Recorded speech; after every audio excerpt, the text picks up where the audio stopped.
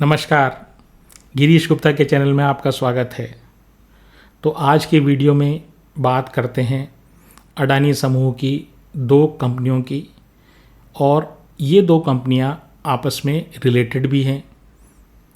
अडानी की कंपनियां तो ये हैं ही, साथ ही में इनका जो बिज़नेस है वो एक दूसरे से रिलेटेड इस प्रकार है कि जहां एक कंपनी का काम ख़त्म होता है वहीं दूसरी कंपनी का काम प्रारंभ होता है।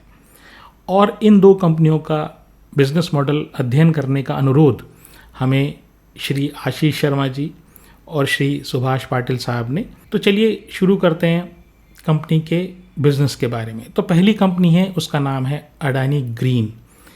तो अडानी ग्रीन जो है, जैसा कि आप नाम से समझ ही गए होंगे कि अडानी ग्रीन एनर्जी कंपनी जो है ये रिन्यूएबल एनर्जी के बिजनेस में है। तो ये ग्रीन कहाँ से आया? तो जो ग्रीन जो है वो एक तरीके से उस प्रकार की विद्युत है या उस प्रकार की बिजली है जिसके उत्पादन करने से पर्यावरण को कोई हानि नहीं होती। इसलिए जो ग्रीन जो है ना, वो एक तरीके से नेचर को या प्रकृति को रिप्रेजेंट करता है। इसलिए इन सभी, जैसे हाइड्रो हुआ मतलब पन बिजली हुई, या वायु से बनने वाली बिजली हुई, या सौर ऊर्जा हुई, तो इस प्रकार की जो एनर्जीज़ हैं, इस प्रकार की जो बिजली है वो रिन्यूएबल एनर्जी कहलाती है। तो ये जो अडानी ग्रीन एनर्जी है ये बेसिकली 3 क्षेत्रों में है, और उसमें से पहला क्षेत्र जो है वो है सोलर पावर, दूसरा है विंड पावर, और जो तीसरा है वो है हाइब्रिड पावर। अब हाइब्रिड क्या हुआ ये मैं आपको बताऊंगा।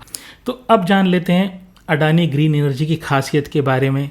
तो देखिए, जो अडानी ग्रीन एनर्जी है ये प्राइवेट सेक्टर की सबसे बड़ी रिन्यूएबल कैपेसिटी वाली कंपनी है, यानी कि सबसे ज़्यादा रिन्यूएबल एनर्जी की कैपेसिटी भारत में इस कंपनी के पास है। अब अगर मैं बात करूं अडानी ग्रीन एनर्जी की, तो ये जो है इनके पास अभी लगभग 14.24 गीगावाट है। अभी गीगावाट जो है बिजली को नापने की एक इकाई है, और इसको कंपेयर अगर अपन करें, मतलब आसान शब्दों में इसको समझना चाहें कि आखिर कितनी बड़ी कैपेसिटी इनके पास है। भाई 14.24 गीगावाट आपने बता तो दिया, लेकिन कितनी बड़ी कैपेसिटी? तो देखिए, भारत की टोटल एक साल में, मतलब 2025 में जो पीक डिमांड हुई ना, पीक डिमांड मतलब सबसे ज़्यादा डिमांड, वो 250 गीगावाट की थी। 250 गीगावाट, तो 250 गीगावाट तो आप समझ लीजिए। और इसमें से इसको कंपेयर कर रहे हैं हम, और इनकी जो कैपेसिटी है तो वो 14.24 गीगावाट है रिन्यूएबल से। तो 5.7% जो है ना, करीब करीब आप ये समझ लीजिए कि 250 गीगावाट की अगर भारत की डिमांड किसी समय हुई, तो अडानी की ये कंपनी ये करीब करीब 5.7% रिन्यूएबल एनर्जी से उसको पूरा कर देती है। भारत का करीब करीब 6%, पीक डिमांड का 6%। इतनी बड़ी कंपनी है ये। तो बात करें कि इनका जो कुल रेवेन्यू आता है वो किस तरह की बिजली से कितना आता है, तो 71% या 71% तो इनका सोलर पावर या सौर ऊर्जा से आता है रेवेन्यू। विंड पावर से 13% आता है, और हाइब्रिड पावर से 16% आता है। अभी हाइब्रिड पावर क्या हुआ?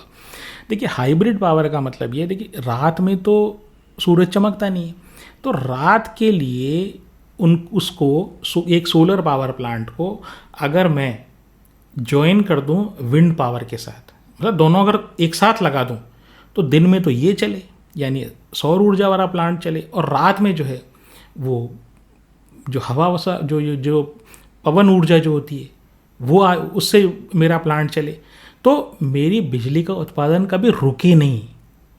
ठीक है ना? ये जो चीज़ है, इस चीज़ को हाइब्रिड प्लांट बोलते हैं। जो ये कंपनी है इसके लगभग 54 प्रोजेक्ट्स जो है ना, 54 प्रोजेक्ट्स ये ऑपरेशनल हैं। आपको मैं ये एक्सटेंट बता रहा हूँ कंपनी कितनी बड़ी है। और इसके जो ज़्यादातर प्रोजेक्ट हैं वो राजस्थान और गुजरात में कंसंट्रेटेड है। हालांकि ये भारत के कई अन्य राज्यों में भी इनकी प्रेजेंस है, लेकिन फिर भी जो है ना, इनका मेन कंसंट्रेशन इन 2 राज्यों में है।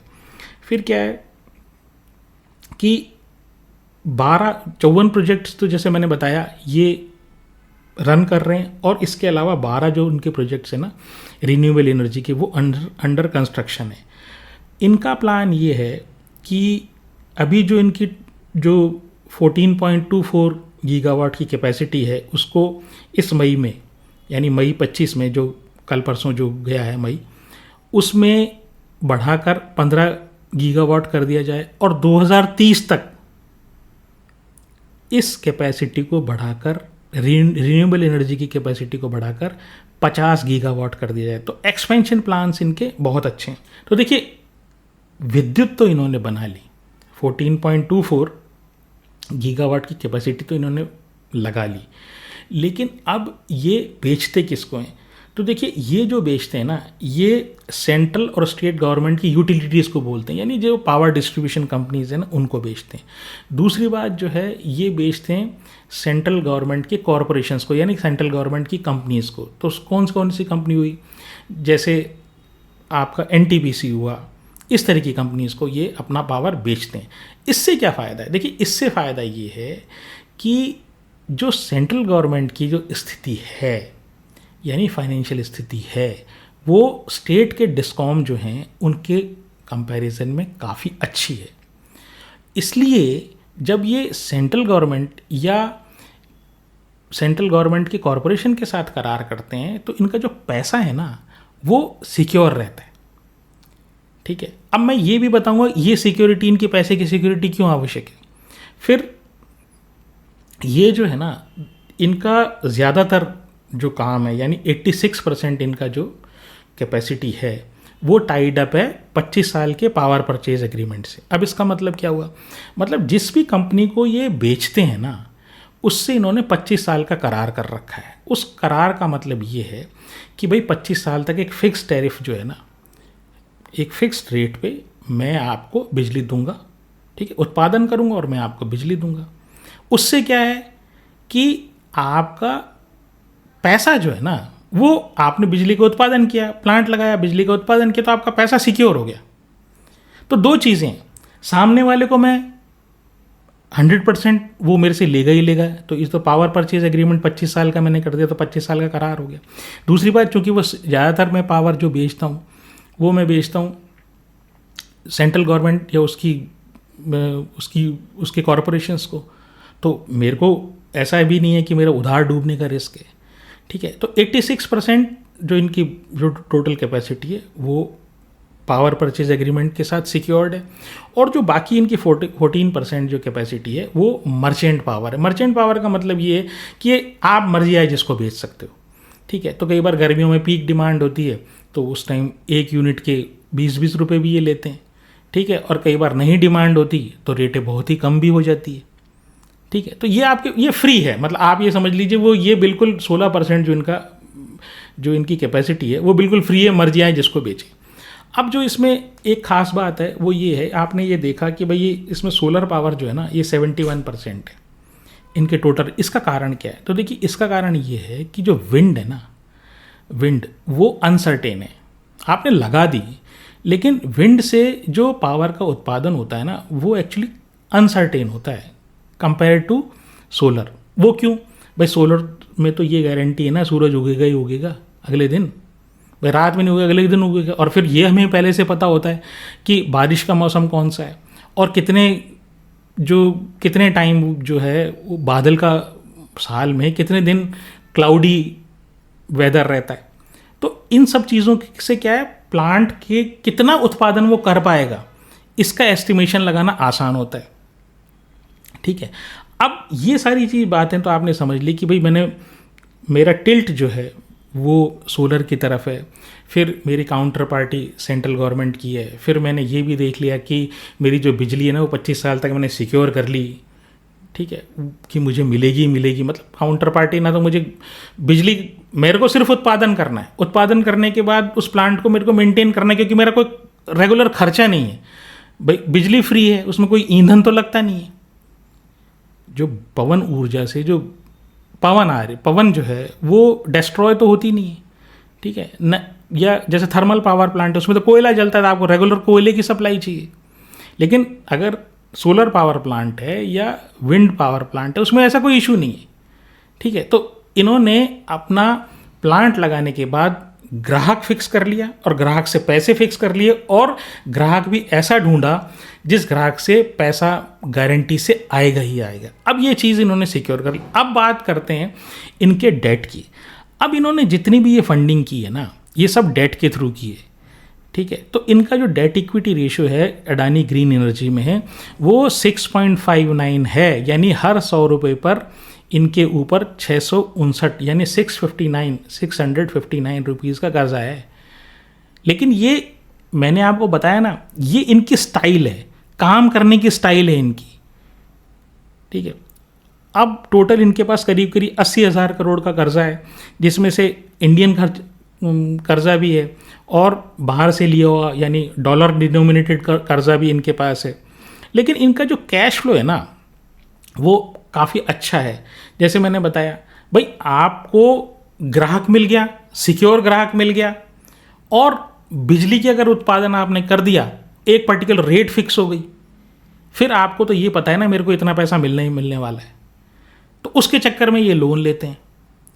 तो जैसे मैंने बताया कैश फ्लोज जो है ना वो 8,400 करोड़ का एनुअल 2025 में इनको कैश फ्लो आया। फिर इनका जो मार्केट कैप है वो लगभग 1,61,000 करोड़ का है। ROE 15% ठीक है। डेट इक्विटी मैंने आपको बता ही दिया। P97 का है, 97 करीब करीब 100 मान लीजिए आप। 3 साल की सेल 30% अप है, 3 साल का प्रॉफिट 56% अप है। प्रमोटर के पास 60.93% है, FII के पास 12.45% है, थोड़ी सी डाउन हुई है। DII के पास 2.40% है। अब DII में जो LIC है इस 2.40 में उस LIC के पास 1.36% है और पब्लिक के पास 24.22 है। अब ये जो पब्लिक है होल्डिंग 24.22, इसमें से एक टोटल एनर्जी करके एक फ्रांस की कंपनी है, वो भी एनर्जी के बिजनेस में है, ठीक है, उसके पास 19.75 है। तो जो रिटेल पब्लिक है उसके पास करीब करीब आप ये समझ लीजिए 4.5% का टोटल है उसके पास स्टेक, ठीक है। अब बात ये है कि 97 का पी और ह्यूज डेट, ठीक है, हाँ ठीक है, ये डेट सर्विसिंग कर देंगे और ये सारा काम कर देंगे, कैश फ्लो भी इनका अच्छा है, लेकिन ऐसी कंपनी हम पहले भी देख चुके हैं। क्योंकि कई बार क्या होता है, जैसे सुजलॉन जो है ना वो भी डेट फंडिंग के चक्कर में बर्बाद हुआ। इसके बाद जो आर पावर का किस्सा हमने देखा वो तो खैर कुछ उसकी किस्मत भी ख़राब थी उसके प्रमोटर की, और कुछ उनको गैस भी नहीं मिली, कुछ कोयले की प्रॉब्लम उनको आ गई, तो वो बेसिकली रिन्यूएबल में नहीं थे। लेकिन क्या है कि डेट जो है ना ये दुधारी तलवार है, कब आपको काट दे, मतलब प्रमोटर को कब काट दे, जब तक अच्छा है जब तक अच्छा। अब ये कहते हैं लोग कि साहब इनका जो कोई कनेक्शन है वो पॉलिटिकल पार्टी से है, राजनेताओं के साथ है, तो लोगों में थोड़ा सा इनसिक्योरिटी है इस कंपनी के बारे में, थोड़ा सा इनको भय है लोगों को। तो एक ये चीज़ के ऊपर आपको थोड़ा सा ध्यान रखना चाहिए। चलिए अगली कंपनी के बारे में बात करते हैं। तो अगली कंपनी है अडानी एनर्जी सॉल्यूशंस। तो ये जो पहले इस कंपनी का नाम अडानी ट्रांसमिशन लिमिटेड होता था, तो ये Adani transmission limited basically transmission, जैसे पावर ग्रिड तो खाली ट्रांसमिशन में है, ठीक है, वो तो सिर्फ अपनी लाइनें डालता है और लाइन पे बिजली चलाने का किराया लेता है, ठीक है भाई। जैसे आपने रोड बना दी, अब रोड बना दी तो रोड बनाने में खर्चा आता है ना, तो खर्चा आने के लिए वो खर्चा किससे वसूल करते हैं, जो उस पर चलता है उससे तो टोल लेते हैं ना आपको। तो सेम किस्सा है। तो पावर ग्रिड ऐसे ही काम करता है भाई, उसने तारों का नेटवर्क बिछा दिया, आप जिसको भी उसके ऊपर बिजली भेजनी है ना, जिसकी भी कंपनी को भेजनी है ना, वो भेज दे और मैं उससे किराया ले लूँगा। तो सेम किस्सा इनका भी है, लेकिन ये जो है ना इनके 2-3 वर्टिकल हैं इसमें, ठीक है। तो एक पावर ट्रांसमिशन का है, एक पावर डिस्ट्रीब्यूशन का। तो यहाँ पर इनका जो रेवेन्यू आता है ना, जो मेजर रेवेन्यू है वो बेसिकली पावर डिस्ट्रीब्यूशन से आता है, ना कि पावर ट्रांसमिशन से, ठीक है। तो पावर डिस्ट्रीब्यूशन भी करते हैं।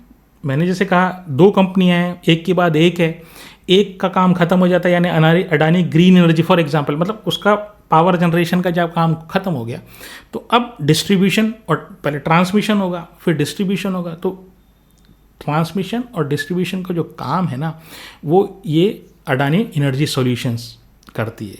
तो इनके पास जो है लगभग 25,700 किलोमीटर की सर्किट, 25,700 सर्किट किलोमीटर बोलते हैं। सर्किट किलोमीटर इसलिए बोलते हैं कि कई बार क्या होता है, सिंपल भाषा में बता दूं तो एक तार को, सपोजिंग उदाहरण के लिए बताता हूँ, एक जगह से दूसरी जगह मुझे बिजली भेजनी है 1 किलोमीटर की, ठीक है।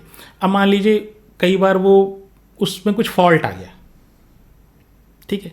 अब वो बिजली तो चलेगी नहीं, वो 1 किलोमीटर की आपकी जो लेंथ डाली ना वो बेकार हो गई, ठीक है। तो उसको 1 सर्किट किलोमीटर बोलते हैं। अब मैं क्या करता हूँ, इसी तार को डबल कर देता हूँ।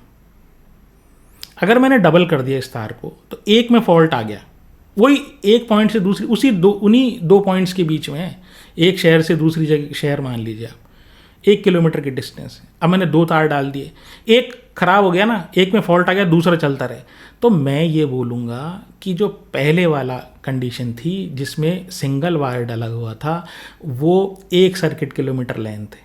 अब जब उसी लेंथ पे 2 तार डले हुए हैं तो मैं उसको बोलूँगा 2 सर्किट किलोमीटर है। तो ऐसे इनका जो सर्किट किलोमीटर है वो 25,700 के सर्किट किलोमीटर पावर ट्रांसमिशन की लाइन है।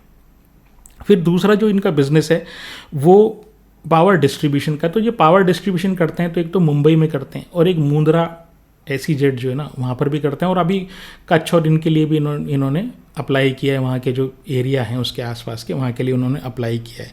फिर ये स्मार्ट मीटरिंग में भी हैं, स्मार्ट मीटर भी लगा रहे हैं। तो इनको जो है 2,28,00,000 जो है ना वो 10 साल में मीटर लगाने हैं और उनको मेंटेन करना है, ठीक है। इनको ठेका है और 2.5 साल में ये पूरा करना, मतलब 10 सालों में लगा के मेंटेन करना है और 2.5 साल में इनको लगा के भी देने। अब इनका एक और जो काम है वो कूलिंग सॉल्यूशंस का भी है, हालांकि बहुत ज़्यादा वो इम्पॉर्टेंट नहीं है, लेकिन फिर भी आपको समझने के लिए आवश्यकता है कि जो बड़ी बड़ी बिल्डिंग्स है ना तो उनके लिए ये कूलिंग सिस्टम्स जो होते हैं, जैसे ब्लू स्टार और ये सब करते हैं ना, ब्लू स्टार या वोल्टास वगैरह, जैसे उस तरह का ये काम भी करने की कोशिश कर रहे हैं, लेकिन वो रेफ्रिजरेंट्स के थ्रू करते हैं।